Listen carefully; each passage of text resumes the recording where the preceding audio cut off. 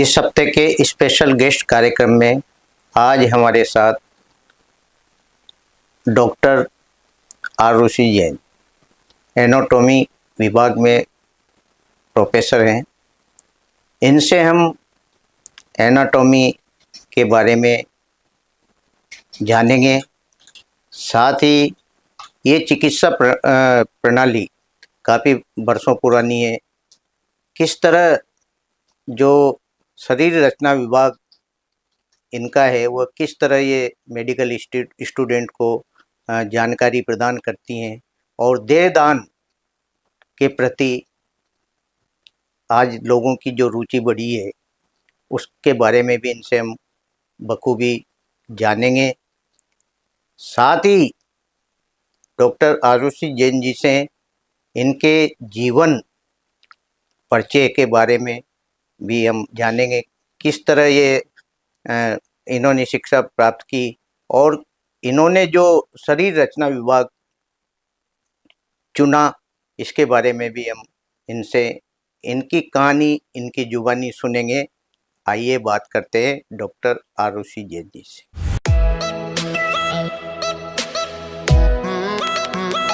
Doctor Arushi Jain ji, आप सबसे पहले तो आपके जीवन परिचय के बारे में हमारे दर्शकों को बताएं, शिक्षा वगैरह, और कब से आप इस चिकित्सा विभाग से जुड़ी। सबसे पहले मैं आपका आभार व्यक्त करना चाहूँगी कि आपने मुझे यहाँ बुलाया, और दिवाली की बहुत बहुत शुभकामनाएं आप सभी को और दर्शकों को भी इस चैनल के माध्यम से मैं देना चाहूँगी। मेरा नाम डॉक्टर आरुषि जैन है और मैंने अपनी प्रारंभिक स्कूल की शिक्षा Sophia girls senior secondary school Vallabh Nagar से प्राप्त की। 12वीं तक मैंने यहीं पे शिक्षा प्राप्त की और उसके पश्चात मैंने पीएमटी, उस टाइम पीएमटी और सीपीएमटी दोनों होते थे। पीएमटी के माध्यम से मैंने आरएनटी मेडिकल कॉलेज उदयपुर से अपना एमबीबीएस उत्तीर्ण किया। 2007 में मैंने एसएमएस मेडिकल कॉलेज में पीजी एनाटमी ज्वाइन किया और 2010 से मैं निरंतर मेरा पीजी कंप्लीट हो गया था। वहीं पे मैं विभाग में पहले वरिष्ठ प्रदर्शक और उसके बाद सहायक आचार्य के रूप में निरंतर कार्य करती रही। और 2015 में मैंने अपना स्थानांतरण Kota medical college, government medical college Kota में करवा लिया, क्योंकि मैं कोटा की ही रहने वाली हूँ। तो तब से निरंतर मैं अपनी सेवाएं ही इस विभाग को दे रही हूँ। डॉक्टर आरुषि जी, आपने जो ये विषय चुना और ये बड़ा इंटरेस्टिंग विषय देखा जाए तो, क्योंकि पूरे शरीर रचना की जानकारी आप लोगों को होती है, किस तरह आप इसको कैसे मन में आपके आया, क्योंकि विभाग तो कई होते हैं। हाँ, जरूर विभाग बहुत होते हैं, लेकिन उस टाइम 2006 के करीब एनाटमी में कोई भी पीजी नहीं करता था। जी। तो मुझे ये भली भांति ज्ञात था, मेरी बड़ी बहन जो है वो गायनेकोलॉजिस्ट है, तो उन्हीं से मैं प्रेरित हुई। उन्हीं ने मुझे कहा कि नॉन क्लिनिकल ब्रांचेस में बहुत तरक्की है, क्योंकि आप जैसे ही पीजी करते हैं आपके लिए जॉब्स काफ़ी सारी होती हैं, और एनाटमी में क्योंकि उस वक्त कोई भी नहीं था, तो मैंने पीजी में ही पढ़ते हुए आरपीएससी उत्तीर्ण की, वहीं मैं लग गई और मेरा डिसीजन बिल्कुल सही भी था। टाइमली मुझे सारे प्रमोशंस भी मिले, तो आज 2022 में मैं प्रोफेसर भी बन गई। तो 10 साल के अंतराल में मैं पूरा मतलब प्रोफेसर बन गई। तो बहुत फटाफट उसमें प्रमोशंस भी थे। हमें सीखने को भी काफ़ी था, क्योंकि बॉडीज को जो हम डिसेक्शन करके जो फर्स्ट एमबीबीएस के स्टूडेंट्स हैं, जो चिकित्सा प्रणाली को अभी पढ़ रहे हैं और जो हमारे आने वाले चिकित्सक बनेंगे, तो उनको बढ़ाने में हम लोगों का बहुत बड़ा योगदान है। क्योंकि अगर शुरू से ही एक नींव जो हम कहते हैं कि आपकी मजबूत होगी, तो आपको, हमारे समाज को भी एक अच्छे चिकित्सक हम लोग देने में सक्षम होंगे।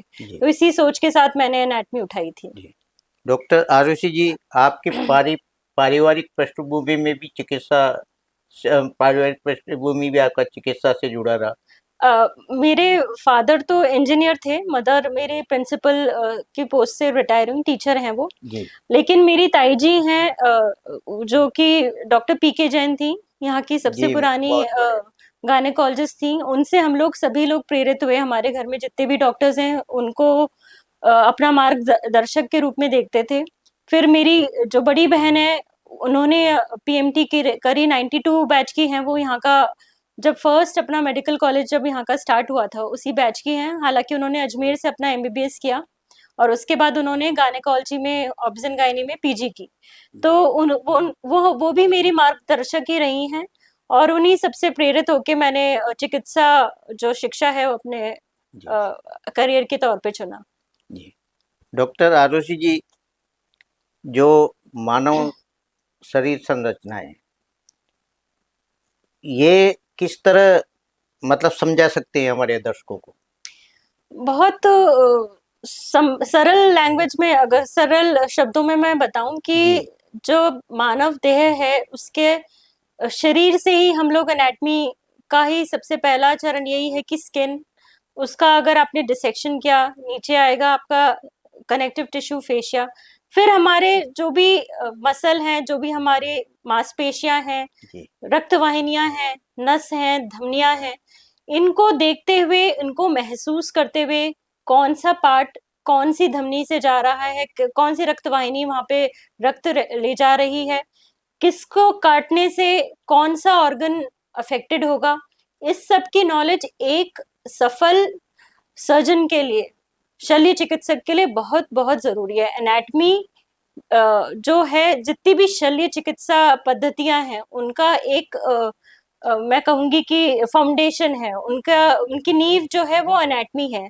अगर हमें हमारी शरीर का जो संरचना है उसके बारे में पता नहीं होगा तो हम ये पता नहीं लगा पाएंगे कि हम उसका इलाज कैसे करें।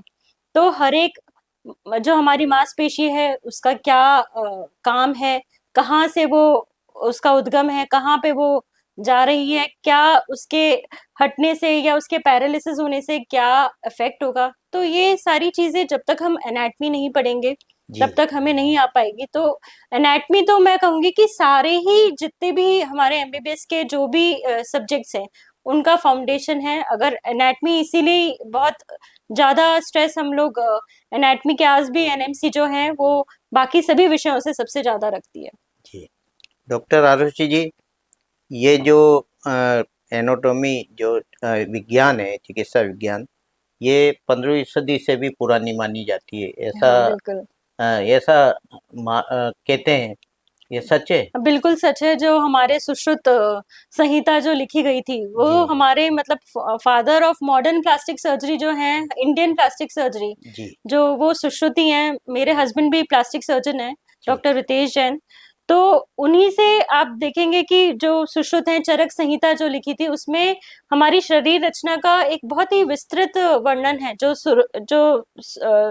सुश्रुत संहिता लिखी गई थी, जी जी उन्होंने हर एक मांसपेशी पे कैसे कौन सी जड़ी बूटी का क्या अफेक्ट, क्या उसका इलाज होगा, कैसे उन्होंने उसमें शल्य करके उसको कैसे हमें सही रखना है, ये सारा वर्णन सुश्रुत संहिता में है। जी।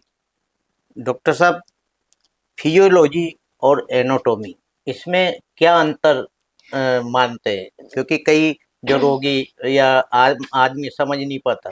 बहुत सिंपल सा बताएंगे कि जैसे मूवी देखने जाते हैं, जी तो जी जैसे सिनेमा हॉल थिएटर है, जी थिएटर आप समझ लिए एनाटमी जो जी हमारा, और उसके अंदर जो मूवी चल रही है, जो काम हो रहा है, वो आप समझ लीजिए कि फिजियोलॉजी है। जी यानी कि जो हमारी शरीर जो भी उसकी संरचना है वो एनाटमी है। जो उससे कार्य हो रहे हैं, क्यों, क्या अगर उसमें पैथोलॉजी आएगी, क्या उसमें अगर कुछ कमी आएगी तो क्या चीज उससे अफेक्ट होगी, वो हमारी फिजियोलॉजी है। तो मेन हमारा जो शरीर की संरचना है वो एनाटमी है, वो क्या कार्य हर एक ऑर्गन कर रहा है वो हमारा फिजियोलॉजी है। जी। जैसे मैं समझ सकता हूँ कि जैसे हृदय के बारे में हम बात करें, तो जैसे हृदय के पंप के बारे में तो फिजियोलॉजी।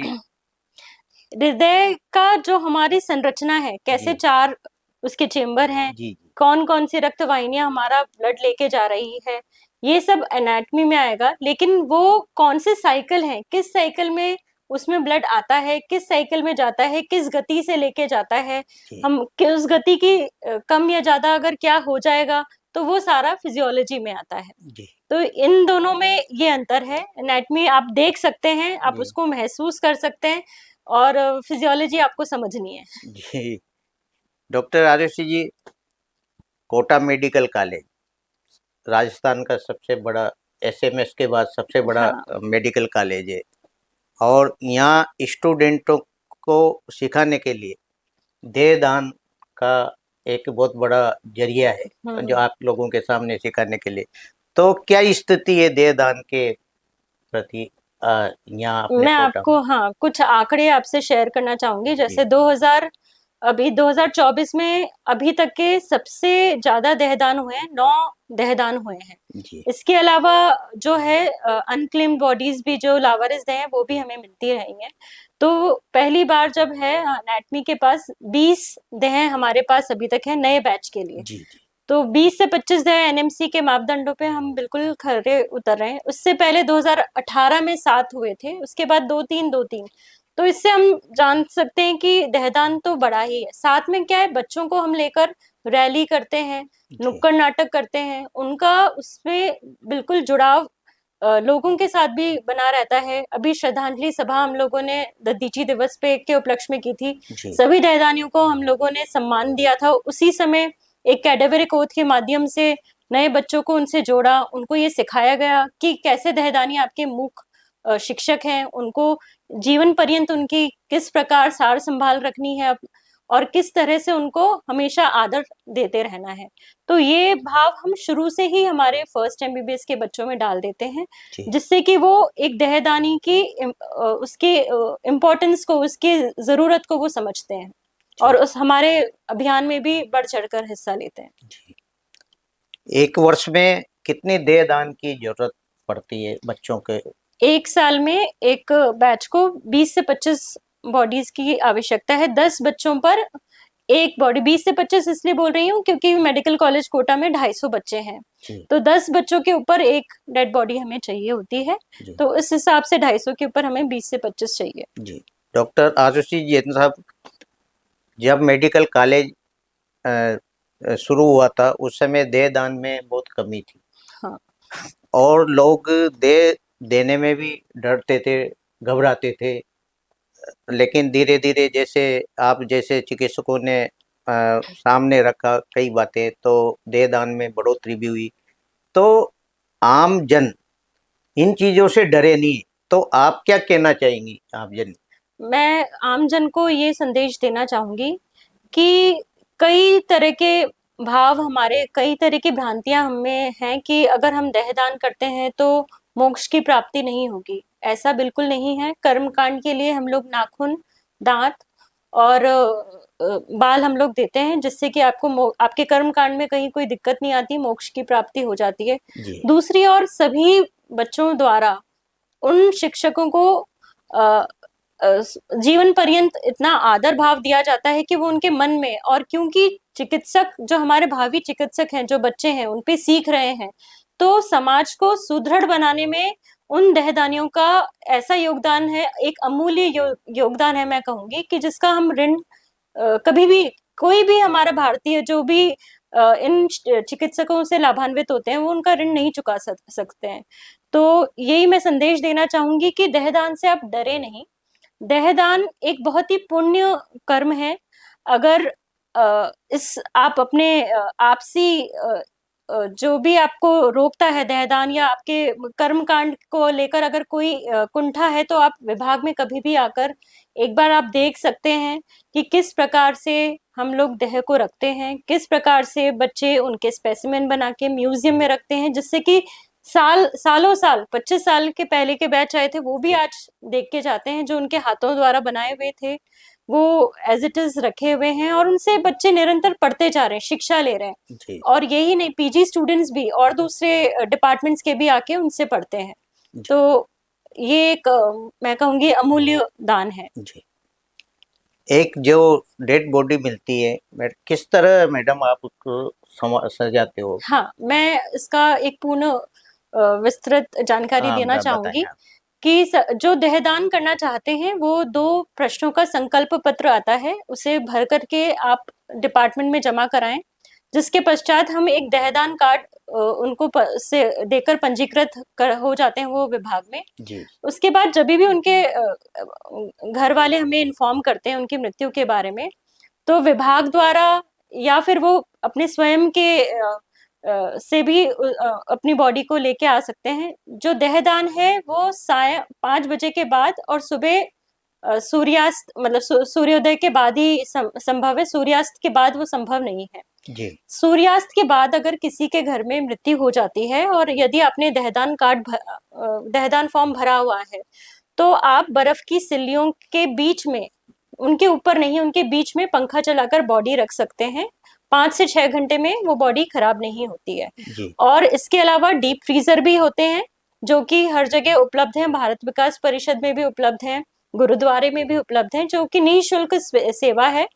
उसके कारण भी आप बॉडी को आप फ्रीजर में रख सकते हैं। तो मृत्यु होने के 4 से 5 घंटे तक तो बॉडी ठीक रहती है, उसके से ज्यादा टाइम लगता है तो हम फ्रीजर में भी रखते हैं। जी तत्पश्चात विभाग में लाने के बाद उनका संलेपन किया जाता है, फॉर्मेलिन, स्पिरिट, ग्लीसरीन और इथाइल अल्कोहल, इन सभी के मिश्रण से, और फिनॉल से, इन सब से के मिश्रण से बॉडी में एम्बामिंग की जाती है। इस प्रोसेस को एम्बामिंग कहते हैं, और वर्षों तक हम फिर बॉडी को प्रिजर्व करके रख सकते हैं। जी तो इस प्रकार से एक पूरी ये तरीका है जिससे कि एनाटमी विभाग में बॉडी अच्छे से एम्बाम्ड प्रिजर्व तरीके से हम लोग रख सकते हैं। जी।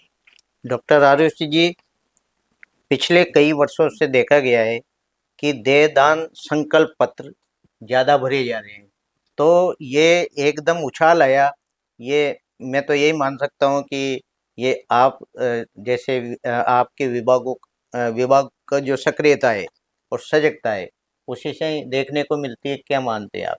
मुझे ऐसा लगता है कि जो हमारे सीनियर्स हैं, जिन्होंने जो हमारे मार्गदर्शक रहे हैं, डॉक्टर प्रतिमा हैं, हमारी प्रिंसिपल मैडम हैं, जहाँ पे भी जाती हैं दहदान को, वो भी लोगों को निरंतर प्रेरित करती रहती हैं कि दहदान के लिए। जी और हम लोगों को विभाग द्वारा, वरिष्ठ नागरिक विभाग के भी साथ हम लोग मिलके कई जगह हम लोगों ने अभियान किया, हम लोगों ने रैली निकाली। जी तो इससे निसंदेह लोगों में जागरूकता फैली है दहदान के प्रति। जो उनके भ्रांतियां थी वो भी कई हद तक दूर हुए हैं।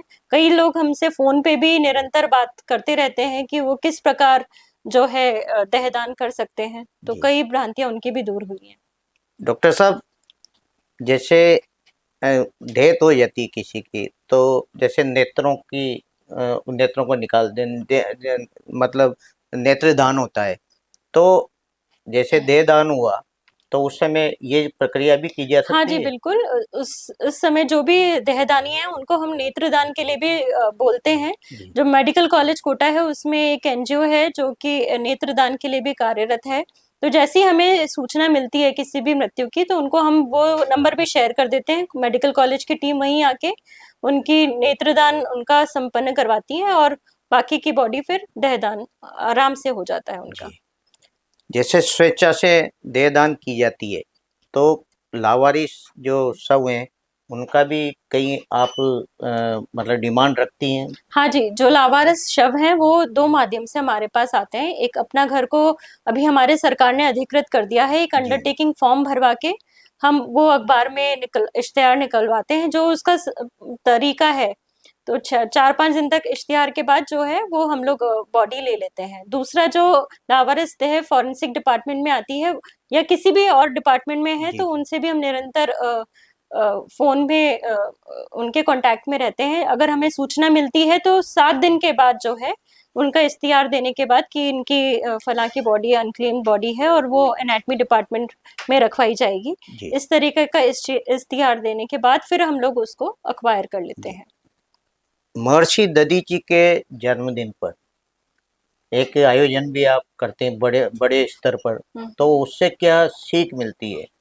देखिए, महर्षि दधीची जी ने अपने अस्थियों का दान जीते जी दिया था जी महिषासुर के विनाश के लिए। जी उसी प्रकार हम लोग उस दिन बड़ा आयोजन इसीलिए करते हैं कि जिससे कि उस दान को जो नई पीढ़ी है वो समझे बहुत कि बढ़िया। आज जब हम यहाँ पर हैं तो ऐसे ऋषि मुनि हमारे देश में हुए जिन्होंने हड्डियां दान करके महिषासुर का विनाश किया।